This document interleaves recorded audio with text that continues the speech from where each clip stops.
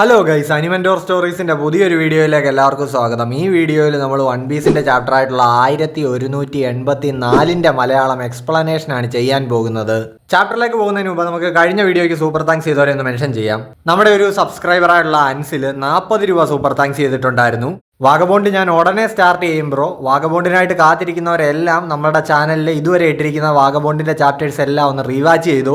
കാര്യം കാഗുറാബച്ച് ഇനി ഒരു 10 ചാപ്റ്റേഴ്സ് കൂടി എക്സ്പ്ലെയിൻ ചെയ്യാനുള്ളൂ. അത് കഴിഞ്ഞാൽ നമ്മൾ പിന്നെ ചെയ്യാൻ പോകുന്നത് വാഗബോണ്ട് ആയിരിക്കും. പിന്നെ അൻസിൽ ബ്രോ ഈ തന്ന സപ്പോർട്ടിന് ഒരു വലിയ നന്ദി. അടുത്തതായിട്ട് നമ്മുടെ സബ്സ്ക്രൈബർ ജോൺ വിക് 7899 200 രൂപ സൂപ്പർ താങ്ക്സ് ചെയ്തിട്ടുണ്ടായിരുന്നു. ഒരുപാട് നന്ദിയുണ്ട് കൂട്ടുകാരായി സപ്പോർട്ടിന്. Thanks a lot. അടുത്തതായിട്ട് അഹമ്മദ് ഹാക്കിബ് അൻസാരി എന്ന് പറയുന്ന നമ്മുടെ ഒരു സബ്സ്ക്രൈബർ $4.99 സൂപ്പർ താങ്ക്സ് ചെയ്തിട്ടുണ്ട്. ഒരു വലിയ നന്ദിയുണ്ട് ബ്രോ ഇങ്ങനെ സപ്പോർട്ട് തന്ന് കൂടെ നിൽക്കുന്നതിന്. ഇവരെയൊക്കെ പോലെ തന്നെ എൻ്റെ എല്ലാ വീഡിയോസിനും ലൈക്ക്, കമൻറ്റ്, ഷെയർ, ഹൈപ്പ് ഒക്കെ ചെയ്ത് കട്ട സപ്പോർട്ട് തന്ന് എന്നും കൂടെ നിൽക്കുന്ന എൻ്റെ മറ്റെല്ലാ സബ്സ്ക്രൈബേഴ്സിനും ഒരു വലിയ നന്ദി. എൻ്റെ പ്രസൻറ്റേഷനൊക്കെ ഇഷ്ടപ്പെട്ടു എന്ന് പറഞ്ഞുകൊണ്ടുള്ള നിങ്ങളുടെ ഈ കമൻസ് ഒക്കെ കാണുമ്പോൾ ശരിക്കും വളരെ സന്തോഷം തോന്നുന്നുണ്ട്. വീഡിയോസ് കണ്ടിന്യൂസ് ആയിട്ട് പോസ്റ്റ് ചെയ്യാനുള്ള എൻ്റെ മോട്ടിവേഷനും നിങ്ങളുടെ ആ നല്ല വാക്കുകളാണ്. സോ ഒരിക്കലും നിങ്ങളിത് സ്റ്റോപ്പ് ചെയ്യരുത്. നിങ്ങളുടെ ഈ സപ്പോർട്ട് ഇതേപോലെ തന്നെ എന്നും എൻ്റെ ഒപ്പം ഉണ്ടാവണം. നമ്മളുടെ ചാനൽ 8000 സബ്സ്ക്രൈബേഴ്സിലേക്ക് അടുത്തുകൊണ്ടിരിക്കുകയാണ്. സോ നിങ്ങളിൽ നമ്മുടെ ചാനൽ ഇനിയും സബ്സ്ക്രൈബ് ചെയ്യാൻ ആരെങ്കിലും ഉണ്ടെങ്കിൽ ഇപ്പം തന്നെ മറക്കാതെ ഒന്ന് സബ്സ്ക്രൈബ് ചെയ്യാനും കൂടെ നോക്കണേ. അപ്പോൾ ഇനി സമയം ഒട്ടും തന്നെ കളയാതെ നേരെ നമുക്ക് നമ്മുടെ ചാപ്റ്ററിലേക്ക് കിടക്കാം. ഇപ്പോൾ കവർ പേജിലുള്ള ചിത്രം എന്താണെന്ന് നോക്കിക്കഴിഞ്ഞാൽ ബ്രൂക്ക് കടലിൽ ഒരു ട്യൂബിൽ ഇങ്ങനെ ഫ്ലോട്ട് ചെയ്ത് കിടക്കുകയാണ്. അപ്പോൾ കുറേ ഇലക്ട്രിക് ജെല്ലി ഫിഷുകൾ വന്നിട്ട് പുള്ളിയെ ഷോക്ക് അടിപ്പിക്കുന്നുണ്ട്. ബ്രൂക്ക് ഇപ്പോൾ അവർക്ക് തംസപ്പ് ഒക്കെ കാണിച്ച് ഇങ്ങനെ കോഫിയൊക്കെ കുടിച്ച് ട്യൂബിൽ ഇങ്ങനെ ചില്ല് ചെയ്ത് കിടക്കുകയാണ്. കാര്യം ബ്രൂക്കിനെ ഷോക്ക് ഏക്കില്ലല്ലോ, പുള്ളി സ്കെൽട്ടൺ ആണല്ലോ. ഇപ്പോൾ ഈ ചിത്രത്തിൽ ഓടെ ഒരു ഡീറ്റെയിലിംഗ് ചെയ്തിട്ടുണ്ട്. അതായത് ആ ജെല്ലി ഫിഷുകളുടെ എല്ലാം കണ്ണ് നമ്മുടെ ഇമുവിന്റെ കണ്ണുമായിട്ട് സാമ്യമുള്ളതാണ്. സോ ഇതെന്തോ ഒരു ഫോർ ഷാഡോയിങ് ആവാൻ സാധ്യതയുണ്ട്. ഇപ്പോൾ എൽബാഫിൽ നടന്നുകൊണ്ടിരിക്കുന്നതും ബ്രൂക്കിന്റെ ഫ്ലാഷ് ബാക്ക് ആണല്ലോ. ഇപ്പോൾ ചാപ്റ്റർ ആരംഭിക്കുമ്പോൾ ബ്രൂക്കിന്റെ ആ ഫ്ലാഷ് ബാക്കിന്റെ ബാക്കി തന്നെയാണ് നമ്മളെ കാണിക്കുന്നത്. എസ്പീരിയയിലെ രാജകുമാരി ഷുറിക്ക് 14 വയസ്സായപ്പോഴേക്കും അവളുടെ മനം മയക്കുന്ന സൗന്ദര്യത്തെ പറ്റിയുള്ള അനേകം കഥകൾ കേട്ടിട്ട് 5 അയൽ രാജ്യങ്ങളിൽ നിന്നുള്ള രാജകുമാരന്മാരും അവളെ കല്യാണം ആലോചിച്ചു വന്നു. ഇപ്പോൾ നമ്മളെ 14 വയസ്സായ ഷുറിയെ ഇങ്ങനെ കാണിക്കുന്നുണ്ട്. അവളിപ്പോൾ ഇങ്ങനെ വാളൊക്കെ പിടിച്ചുകൊണ്ട് നിൽക്കുകയാണ്. വീണ്ടും ഓട നാമിയുടെ മറ്റൊരു വേരിയന്റിനെ വരച്ചിരിക്കുകയാണ്. ഇപ്പോൾ കാര്യം എന്താണെന്ന് നോക്കിക്കഴിഞ്ഞാൽ ഈ പെണ്ണ് കാണാൻ വന്ന രാജകുമാരന്മാരെയൊക്കെ അവൾ അടിച്ച് നിലംപരിച്ചാക്കിയിരിക്കുകയാണ്. ഇപ്പോൾ ഒരുത്തനെ അടിച്ച് താഴെ ഇട്ടിട്ടുണ്ട്. അവൻ പറയുന്നുണ്ട് ഞാൻ തോൽവി സമ്മതിച്ചു എന്ന്. അയ്യോ ഞങ്ങളോട് ക്ഷമിക്കണേ എന്ന് പറഞ്ഞുകൊണ്ട് ഇപ്പോൾ 5 എണ്ണവും കരഞ്ഞ് മെഴുകിക്കൊണ്ട് അവിടെ നിൽപ്പുണ്ട്. ഷുറി ഇപ്പോൾ പറയുന്നുണ്ട് അയ്യേ നീയൊക്കെ എന്ത് വീക്കാ, എനിക്ക് വീക്കായിട്ടുള്ളവന്മാരെയും അതേപോലെ തന്നെ സംഗീതത്തിൽ കഴിവില്ലാത്തവന്മാരെയും കണ്ണെടുത്താൽ കണ്ടുകൂടാ. സംഗീതമോ എന്നൊക്കെ ചോദിച്ച് അവന്മാരിപ്പോൾ ഞെട്ടുന്നുണ്ട്. നമ്മൾ കഴിഞ്ഞ ചാപ്റ്ററിൽ ആ ബ്രൂക്കും പിന്നെ ആ കുഞ്ഞ് ഷുരി ഇങ്ങനെ കൈപിടിച്ച് നടക്കുന്ന കണ്ടല്ലോ. ഇപ്പോൾ അതേ പോസിൽ 27 വയസ്സുള്ള ബ്രൂക്കും പിന്നെ 14 വയസ്സുള്ള ഷുറിയും കൂടെ നടക്കുന്നുണ്ട്. അവക്കാണെങ്കിൽ ഇപ്പോൾ ബ്രൂക്കിനോട് കടുത്ത പ്രണയമാണല്ലോ. ബ്രൂക്ക് ഇപ്പോൾ ചോദിക്കുന്നുണ്ട് രാജകുമാരി പെണ്ണ് കാണാൻ വന്ന രാജകുമാരന്മാരെ എല്ലാം അടിച്ചൊതുക്കിന്ന് കേട്ടല്ലോ. ഷുറി ഇപ്പോൾ പറയുന്നുണ്ട് പിന്നല്ലാതെ ബ്രൂക്കിന് സ്ട്രോങ് ആയിട്ടുള്ള പെണ്ണുങ്ങളെ അല്ലേ ഇഷ്ടം. ബൈ ദ ബൈ ഞാനിപ്പോൾ നല്ല സ്ട്രോങ്ങറാ കേട്ടോ. പിന്നെ എൻ്റെ സ്വഭാവവും നല്ലതല്ലേ, ഞാനൊരു ക്യൂട്ട് പെങ്കൊച്ചല്ലേ എന്നൊക്കെ ചോദിച്ചുകൊണ്ട് അവളിപ്പോൾ ഇങ്ങനെ കൈ കൊണ്ട് ആ ലവിൻ്റെ ആക്ഷനൊക്കെ കാണിച്ചുകൊണ്ട് നിൽക്കുന്നുണ്ട്. പിന്നെ എനിക്കിപ്പോൾ 14 വയസ്സല്ലേ ആയിട്ടുള്ളൂ. ഫ്യൂച്ചറിൽ സിഡ്നി സ്വീനിയെ പോലെയൊക്കെ ഒരു ഗ്ലോ അപ്പ് എനിക്കും ഉണ്ടാവും എന്ന് അവൾ പറയുന്നു. ഇങ്ങനത്തെ അനാവശ്യ സംസാരമൊന്നും സംസാരിക്കരുതെന്ന് ബ്രൂക്ക് ഇപ്പോൾ അവളോട് പറയുന്നു. നിങ്ങൾ എന്താണ് ബ്രൂക്ക് ഒരുമാതിരി എൻ്റെ അച്ഛനെ പോലെ സംസാരിക്കുന്നതെന്ന് ഷുറി ഇപ്പോൾ ബ്രൂക്കിനോട് ചോദിക്കുന്നുണ്ട്. ബ്രൂക്ക് എന്നിട്ട് ഇപ്പോൾ വഴിക്ക് വെച്ച് കണ്ട 2 പെണ്ണുങ്ങളുടെ മുന്നിൽ ഇങ്ങനെ മുട്ടുകുത്തി നിന്നിട്ട് അതിലൊരു പെണ്ണിനോട് ചോദിക്കുന്നുണ്ട് ഹേ യങ് ലേഡി പ്ലീസ് ആ പാൻറ്റീസ് ഒന്ന് കാണിച്ചു തരാമോ. ഷുറി ആണെങ്കിൽ ഇപ്പോൾ കയ്യിലിരിക്കുന്ന വാള് കറക്കി ബ്രൂക്കിന്റെ തലമണ്ടയ്ക്ക് എറിഞ്ഞുകൊണ്ട് പറയുന്നുണ്ട് ഇപ്പോൾ ഞാനല്ല താൻ അനാവശ്യം സംസാരിക്കുന്നത്, മര്യാദയ്ക്ക് നിർത്തിക്കോ ഇത്. ഇപ്പോൾ സീൻ ഷിഫ്റ്റ് ആകുമ്പോൾ ബ്രൂക്കും ഷുറിയും കൂടെ കൊട്ടാരത്തിലെ പൂന്തോട്ടത്തിലിരുന്ന് ഇങ്ങനെ പാട്ടൊക്കെ പാടി ചില്ല് ചെയ്യുന്നതാണ് കാണിക്കുന്നത്. ഏത് ജീവികളാണെങ്കിലും അടിമയാണെങ്കിലും രാജാവാണെങ്കിലും മരിച്ചു കഴിഞ്ഞാൽ എല്ലാവരും കുറച്ച് എല്ലിൻ്റെ കഷ്ണങ്ങൾ മാത്രം, അസ്ഥികൂടങ്ങൾ മാത്രമാണ് എന്നുള്ളതാണ് ബ്രൂക്കിൻ്റെ ഈ പാട്ടിൻ്റെ കണ്ടന്റ്. സോ ഇപ്പോൾ ഈ പാട്ടൊക്കെ ഫിനിഷ് ചെയ്തിട്ട് ബ്രൂക്ക് ഇങ്ങനെ ഇരുന്ന് യോഹോ എന്ന് ചിരിക്കുന്നുണ്ട്. ഷുരി ആണെങ്കിലും അപ്പുറത്ത് ഇങ്ങനെ ഇരുന്ന് ചിരിച്ചുകൊണ്ട് പറയുന്നുണ്ട് എനിക്ക് നിങ്ങളുടെ സോങ്സ് ഭയങ്കര ഇഷ്ടമാണ് ബ്രൂക്ക്. ബ്രൂക്ക് ഇപ്പോൾ പറയുന്നുണ്ട് മഹാരാജാവിനും ഇങ്ങനെ തന്നെയാണ്, അദ്ദേഹം എൻ്റെ അടുത്ത് ഇത് പലതവണ പറഞ്ഞിട്ടുണ്ട്. ബ്രൂക്കിന് എൻ്റെ അച്ഛനെ അമ്മയൊക്കെ ഭയങ്കര ഇഷ്ടമല്ലേ എന്ന് ഷുറി ചോദിക്കുന്നു. ബ്രൂക്ക് ഇപ്പോൾ പറയുന്നുണ്ട് അതെ ഷുറി, നിന്റെ അച്ഛൻ അദ്ദേഹം എനിക്ക് വേണ്ടി ഒരുപാട് കാര്യങ്ങൾ ചെയ്തിട്ടുണ്ട്. ഉള്ളത് പറഞ്ഞാൽ ഞാൻ അദ്ദേഹത്തെ കണ്ടുമുട്ടിയില്ലായിരുന്നെങ്കിൽ ഞാനിപ്പോൾ പാടി തീർത്ത പാട്ടിലെ പോലെ ആയിപ്പോയേനെ എൻ്റെ അവസ്ഥ. അതായത് എൻ്റെ എല്ലും കഷ്ണം വെറും അസ്ഥി കൂടെ മാത്രമേ ഇപ്പോൾ അവശേഷിക്കുന്നുണ്ടാവൂ. ഇനി നമ്മളെ ഈ ഫ്ലാഷ് ബാക്കിനുള്ളിലെ അടുത്ത ഫ്ലാഷ് ബാക്ക് കാണിക്കുകയാണ്. അതായത് ബ്രൂക്കിന് 11 വയസ്സുള്ളപ്പോഴത്തെ കുറച്ച് കാഴ്ചകൾ. ബ്രൂക്ക് ഇപ്പോൾ ജനലിൽ കൂടെ ഇങ്ങനെ ഒരിടത്തേക്ക് നോക്കുകയാണ്. അതൊരു മ്യൂസിക് സ്കൂളാണ്. കുട്ടികൾ അവിടെ ഇരുന്ന് പലതരം ഇൻസ്ട്രുമെന്റ്സ് വായിക്കുന്നു. ഇപ്പോൾ ഇത് കണ്ടിട്ട് ബ്രൂക്ക് ഇങ്ങനെ ചിന്തിക്കുന്നുണ്ട്, എന്ത് രസമാ, എത്ര മ്യൂസിക് ഇൻസ്ട്രുമെന്റ്സാ, അതിൽ നിന്നൊക്കെ വരുന്ന സൗണ്ട് തന്നെ എന്ത് കിടിലോ. ഇപ്പോൾ ഇതൊക്കെ ഇങ്ങനെ നോക്കി ആസ്വദിച്ചുകൊണ്ടിരിക്കുന്ന ബ്രൂക്കിനെ ആരോ ഡാന്ന് വിളിക്കുന്നുണ്ട്. വീണ്ടും അവൻ ഒളിഞ്ഞു നോക്കാൻ വന്നിരിക്കുക എന്ന് പറഞ്ഞുകൊണ്ട് ഇപ്പോൾ അയാൾ ബ്രൂക്കിനെ ഓടിക്കുന്നു. അയ്യോ സോറി എന്നൊക്കെ പറഞ്ഞുകൊണ്ട് ഇപ്പോൾ ബ്രൂക്ക് ഓടുന്നുണ്ട്. അവിടുന്ന് ഒളിഞ്ഞു നോക്കി ഇവിടുത്തെ കുട്ടികളെ പേടിപ്പിക്കാതെ ഓർഡറാ ഇവിടുന്നൊക്കെ അയാൾ പറയുന്നു. ഇപ്പോൾ അവിടെ കൂടി നിൽക്കുന്ന കുറച്ച് ആൾക്കാരും പറയുന്നുണ്ട്, ഓ എന്ത് വൃത്തികെട്ട സ്മെല്ലാ ചെറുക്കന്, സത്യം പറഞ്ഞാൽ ഇവനൊക്കെ നമ്മുടെ ഈ രാജ്യത്തിന് ഒരു അപമാനമാണ്. ഇപ്പോൾ നമ്മുടെ ലൂഫിയുടെ ഏസിൻ്റെയും സാബോയുടെയും ഒക്കെ ആ ചൈൽഡ്ഹുഡ് കാണിച്ചപ്പോൾ അവിടെ കാണിച്ച ഗ്രേ ടെർമിനൽ ഉണ്ടല്ലോ, ആ ചപ്പി ചവറുകളെല്ലാം കൂട്ടിയിട്ടിരിക്കുന്ന സ്ഥലം, ഏതാണ്ട് അതുപോലെ തന്നെ കുറെ ചവറുകൾ കൂട്ടിയിട്ടിരിക്കുന്ന ഈ എസ്പീരിയ കിങ്ഡത്തിലുള്ള ഒരു സ്ഥലത്ത് നിന്നിട്ട് ബ്രൂക്ക് ഇപ്പോൾ പാട്ടൊക്കെ പാടിക്കൊണ്ടിരിക്കുകയാണ്. ഇപ്പോൾ ബ്രൂക്കിന്റെ ആ പാട്ടിന്റെ ഒരു ലിറിക്സ്, അതിന്റെ ഒരു കണ്ടന്റ് എന്ന് പറഞ്ഞാൽ ഇതാണ്: എന്റെ കാര്യം എന്തൊരു കഷ്ടമാണെന്ന് നോക്കണേ, ഒരു ദിവസം ഞാൻ ശരിക്കുള്ള മ്യൂസിക് വായിക്കും, നോക്കിക്കൂ. എന്റെ അമ്മയും അച്ഛനും കുഞ്ഞനിയനും ഒക്കെ വിശപ്പ് കൊണ്ട് സഹിയായിട്ടിരിക്കുക, എന്ത് കിട്ടിയാലും അവരിപ്പോൾ കഴിക്കും, അതാണ് അവസ്ഥ. ഞാനൊക്കെ ഇപ്പോഴും എങ്ങനെ ജീവനോടെ ഇരിക്കുന്നു എന്നോർത്ത് എനിക്ക് തന്നെ അത്ഭുതം തോന്നാറുണ്ട്. തവളകളെ വരെ തിന്ന് ഞാൻ വിശപ്പടക്കിയിട്ടുണ്ട്. ഞങ്ങളുടെ ഈ അവസ്ഥക്കെല്ലാം കാരണം ഇവിടുത്തെ രാജാവാണ്, അയാളുടെ കഴിവുകേടാണ്. അയാളെ ആ സ്ഥാനത്തൊന്ന് മാറ്റിയാൽ ഈ രാജ്യം കുണം പിടിക്കും. ഇപ്പോൾ ബ്രൂക്കിന്റെ ഈ പാട്ട് കേട്ടുകൊണ്ട് ഒരാൾ അങ്ങോട്ടേക്ക് വരുന്നുണ്ട്. ഇപ്പോൾ അയാളുടെ ലുക്ക് കണ്ടാൽ തന്നെ നമുക്കറിയാം അത് ഇപ്പോഴത്തെ എസ്പീരിയ കിങ്ഡത്തിന്റെ രാജാവ് റുവൻ, അന്നത്തെ പ്രിൻസ്. പുള്ളി ഇപ്പോൾ ബ്രൂക്കിനോട് ചോദിക്കുന്നുണ്ട്, ആഹാ എന്തൊരു കുണച്ച ലിറിക്സ്, ഈ സോങ് കമ്പോസ് ചെയ്ത് ആരാ, നീയാ? പുള്ളി എന്നിട്ട് ഇപ്പോൾ ബ്രൂക്കിന്റെ കയ്യിലിരിക്കുന്ന ഇൻസ്ട്രുമെന്റ് ശ്രദ്ധിച്ചിട്ട് ചോദിക്കുന്നുണ്ട്, ഡേയ് നിന്റെ കയ്യിലിരിക്കുന്നത്? ബ്രൂക്ക് ഇപ്പോൾ അതൊരു വയലിനാണെന്ന് പറയുന്നുണ്ട്. ഇപ്പോൾ റുവൻ ആണെങ്കിൽ ചോദിക്കുന്നുണ്ട്, വയലിനോ ഇതോ? ബ്രൂക്ക് ആണെങ്കിൽ പറയുന്നു, ഞാനിത് ഇവിടെ കിടക്കുന്ന കുറച്ച് കുപ്പിയും വയറുകളും ഒക്കെ ഉപയോഗിച്ചുണ്ടാക്കിയ വയലിനാണെന്നേ, എന്തായാലും ഇതിൽ നിന്ന് വരുന്ന സൗണ്ട് കിടിലോ അല്ലേ? ആ എന്തായാലും നിനക്ക് ഇവിടെ ഇങ്ങനെ നിന്ന് ഫ്രീ ആയിട്ട് ഇത് പ്ലേ ചെയ്യാനെങ്കിലും കഴിയുന്നുണ്ടല്ലോ, അത് തന്നെ വലിയ കാര്യം എന്ന് റുവൻ പറയുന്നു. അല്ല മാവ, നിങ്ങൾ ആരാ?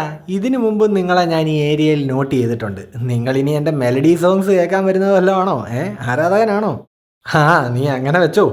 അല്ല അമ്മാവനോ? ആരാ നിന്റെ അമ്മാവൻ? എന്നെ അമ്മാവ കുമ്മാവെന്നൊന്നും വിളിക്കണ്ട, എനിക്ക് 21 വയസ്സേ ആയിട്ടുള്ളൂ. 21 വയസ്സോ? നിങ്ങളുടെ മുഖം കണ്ട അതിലും പ്രായം പറയും. ജീവിതത്തിൽ ഒരുപാട് കഷ്ടതകളൊക്കെ അനുഭവിച്ചു വന്ന മനുഷ്യനെ പോലുണ്ട്. നിന്റെ ചിരി ഭയങ്കര വിചിത്രമാണല്ലോടാന്ന് ഇപ്പൊ റുവൻ പറയുന്നുണ്ട്. ഇപ്പോൾ ചിരിച്ചുകൊണ്ട് ബ്രൂക്ക് പറയുന്നുണ്ട്, ശരി അമ്മാവാന്നല്ലെങ്കിൽ ഞാൻ ഇനി നിങ്ങളെ അണ്ണാന്ന് വിളിക്കാം, എന്തേ?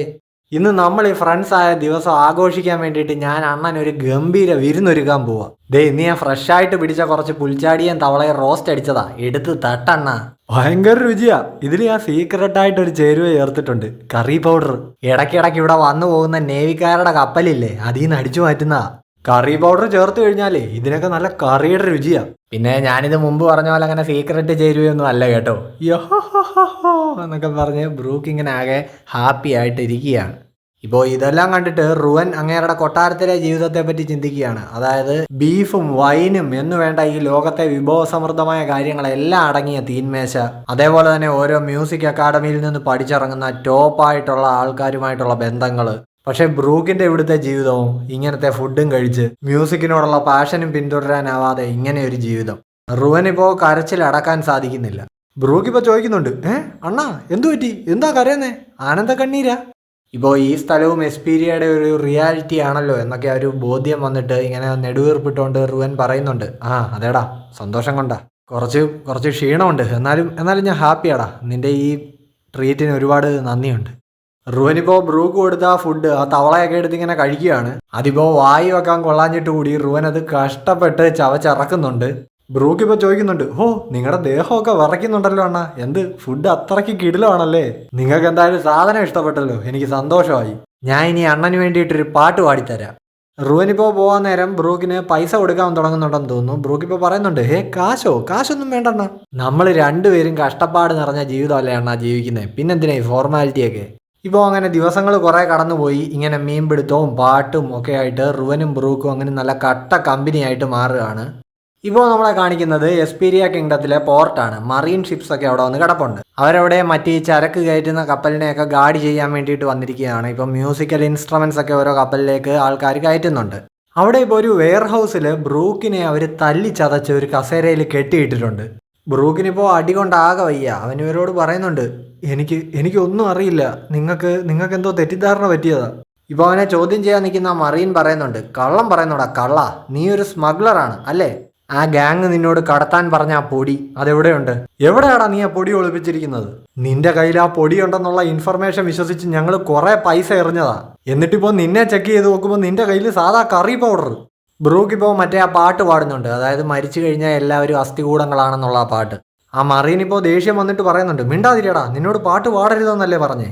സോ ഇപ്പോൾ എല്ലാം അവസാനിക്കാൻ പോവുകയാണ്. അവൻ്റെ ഒപ്പം ഉണ്ടായിരുന്ന തെരുവ് പട്ടികളോടും അതേപോലെ തന്നെ അവൻ്റെ അണ്ണനോടും ഒക്കെ ഗുഡ് ബൈ പറഞ്ഞിട്ട് ബ്രൂക്ക് ഇങ്ങനെ മരണം കാത്ത് അവിടെ ഇരിക്കുകയാണ്. ആ മറീൻ ഇപ്പോൾ കൂടെ ഉള്ളവരോട് പറയുന്നുണ്ട്, ഈ ചെക്കൻ്റെ കയ്യിൽ കാര്യമായിട്ടൊന്നുമില്ല, പക്ഷേ ഇവൻ നമ്മളുടെ എല്ലാം മുഖം കണ്ട സ്ഥിതിക്ക് ഇവനെ ജീവനോടെ വിടുന്നത് നമുക്ക് റിസ്ക്കാ. സോ ആദ്യം ഇവനെ തട്ടാം, എന്നിട്ട് മറ്റേ ഗ്യാങ്ങിനെ പൂട്ടാം. ബ്രൂക്ക് ഇപ്പോൾ അലറിക്കൊണ്ട് ആ പാട്ട് പാടുന്നുണ്ട്. പെട്ടെന്ന് ഇപ്പോൾ ആ വെയർഹൗസിൻ്റെ കതവ് പൊളിച്ചുകൊണ്ട് ബ്രൂക്കേന്ന് വിളിച്ചുകൊണ്ട് റുവൻ വരുന്നുണ്ട്.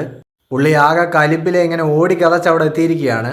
അണ്ണാ നിങ്ങളോ എന്ന് ചോദിച്ച് ബ്രൂക്ക് ഇപ്പോൾ ഇങ്ങനെ കരയുന്നുണ്ട്. മറീൻസ് ആണെങ്കിലും പ്രിൻസ് റുവൻ എന്താ ഇവിടെ എന്ന് ചോദിച്ച് ഞെട്ടുന്നുണ്ട്. പ്രിൻസോ എന്ന് ചോദിച്ച് ബ്രൂക്കും ആകെ അമ്പരപ്പിൽ ഇങ്ങനെ ഇരിക്കുകയാണ്. റുവനിപ്പോൾ ഓടി വന്ന് ബ്രൂക്കിനെ കെട്ടിപ്പിടിച്ചിട്ട് പറയുന്നുണ്ട്, ദൈവം കാത്തു, നിനക്കൊന്നും പറ്റിയില്ലല്ലോ. നീ എങ്ങാനും മരിച്ചു പോയിരുന്നെങ്കിൽ ഈ അണ്ണൻ എന്ത് ചെയ്യുമായിരുന്നെന്ന് എനിക്ക് തന്നെ പിടിയില്ലടാ മോനെ. ഇപ്പോൾ കൊട്ടാരത്തിലെ പടയാളികൾ അങ്ങോട്ട് വന്നിട്ട് പറയുന്നുണ്ട്, അങ്ങൊന്ന് ഇവിടുന്ന് പൊക്കോളൂ, ഇനിയുള്ള കാര്യങ്ങൾ ഞങ്ങൾ നോക്കിക്കോളാം. റുവനിപ്പോൾ ദേഷ്യത്തോടെ പറയുന്നുണ്ട്, വിഡിത്തം പറയുന്നു, ഇവന്മാരെ ഞാൻ എൻ്റെ ഈ കൈകൊണ്ട് തന്നെ പണിയും. ഇവന്മാർ വേദനിപ്പിച്ചത് എൻ്റെ കൂട്ടുകാരനെ, അതുകൊണ്ട് തന്നെ ഇവരിൽ ഓരോരുത്തരെയും ഞാൻ അതേ അളവിൽ വേദന അനുഭവിപ്പിക്കും. മറീൻസ് ഇപ്പോൾ പറയുന്നുണ്ട്, ഇത് എസ്പീരിയയുടെ സൈന്യമാണ് ഈ വന്നിരിക്കുന്നത്. ഇപ്പോൾ ഡെൻഡൻ മുഷി കൂടെ റുവന് മെസ്സേജ് വരുന്നുണ്ട്. അതായത് ആ മൊറോൺ ഫാമിലി, അതായത് ആ ഗാങ്സ്റ്റർ ഫാമിലി ഉണ്ടല്ലോ കഴിഞ്ഞ ചാപ്റ്ററിലൊക്കെ നമ്മൾ കണ്ടത്, അവരുടെ ഡീലറിനെ പിടിച്ചെന്നും ഈ മറീൻസ് കൈകലാക്കാൻ ശ്രമിക്കുന്ന ആ പൊടി, ആ ഇല്ലീഗൽ ഡ്രഗ്സും അത് കടത്താൻ ശ്രമിച്ച സ്മഗ്ലറേയും തൂക്കിയെന്നുമാണ് ആ മെസ്സേജ്. ഇത് കേട്ട മറീൻസ് ഇപ്പം ചിന്തിക്കുന്നുണ്ട്, അപ്പോൾ ഇവൻ ശരിക്കും കറി പൗഡർ ഇഷ്ടമുള്ള ഒരു സാധാരണ പയ്യൻ മാത്രമാണോ? ഇപ്പോൾ റുവൻ മറീൻസിനെ തട്ടാനുള്ള ഒരു കലിയിൽ ഇങ്ങനെ നിൽക്കുന്നത് കണ്ടിട്ട് ഒരു പടയാളി വിളിച്ചു പറയുന്നുണ്ട്, അങ്ങുന്നേ ഫീലിങ്സ് കാരണം ഇത്രയും കടുത്ത ഒരു തീരുമാനം എടുക്കണോ? ഈ മറീൻസ് എന്ന് പറയുന്നത് വേൾഡ് ഗവൺമെന്റിന്റെ കീഴിലുള്ള ഒരു വലിയ ഓർഗനൈസേഷനാണ്. റുവൻ ഇപ്പോൾ പറയുന്നുണ്ട്, ഇവന്മാരെ പോലെയുള്ള നാറികളെ പ്രൊട്ടക്റ്റ് ചെയ്യുക എന്നുള്ളതാണ് ഗവൺമെന്റിന്റെ തൊഴിലെങ്കിൽ അധികം വൈകാതെ തന്നെ ഈ ലോകം അവസാനിക്കൂടോ. എന്താ ഞാൻ പറഞ്ഞത് ശരിയല്ലേ ക്യാൻഡലേ?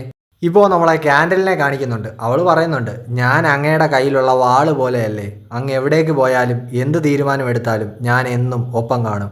ഞങ്ങൾ മറീൻസ് ആണ്, ഞങ്ങളോട് കളിക്കരുതെന്ന് ഇപ്പോൾ അവന്മാർ വിളിച്ചു പറയുന്നുണ്ട്. ഇപ്പോൾ റുവൻ വിളിച്ചു പറയുന്നുണ്ട്, നാവടക്കട നാറികളെ, നീയൊക്കെ വെറും വേസ്റ്റ് ആണ്. സോ അങ്ങനെ ഇപ്പോൾ റുവനും ക്യാൻഡലും കൂടെ മറീൻസിനെയൊക്കെ വെട്ടി വീഴ്ത്തിയിരിക്കുകയാണ്.